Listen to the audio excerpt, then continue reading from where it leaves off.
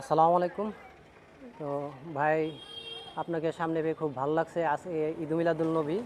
তো ঈদ মিলাদুল নবী উপলক্ষে আমি নিজ পরিসর থেকে একটু ক্ষুদ্র আয়োজন আমার জন্য দোয়া করবেন। আমি চাই মানুষের পাশে থাকতে এবং ভালো কাজ করতে। তো ভাই, ভাই, না, আমি আমি খাওয়াই দিই আপনি। হ্যাঁ, তো এই আমি চাচ্ছি আসলে নিজ নিজ নিজ নিজ জায়গা থেকে ভালো কিছু করার জন্য আমার জন্য দোয়া করবেন। আসসালামু আলাইকুম। ভালো থাকেন ভাইয়া।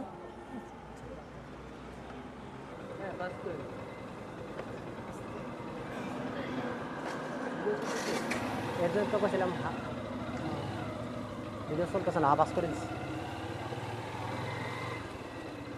ভিডিও তো চলতেছে। চলতেছে। আমার এক ভাই আছেন, তো আমরা ওই ওকে ডাক দাও। ও ওরা চলে গেছে না? তো নামো, নামো, নামো, যাই গাও। তো এখানে আমার এক ভাই আছে, দুস্থ মানুষ। তো আমরা আমাদের যে যে আজকের কার্যক্রম, তো সেই কার্যক্রমের একজন প্রথম অংশীদার হিসেবে ওকে নিজেকে কি মনে করছি, ধন্য মনে করছি। তো এখান থেকে দাও, এটা খোলাও, যেখানে নামাও, খোলাও।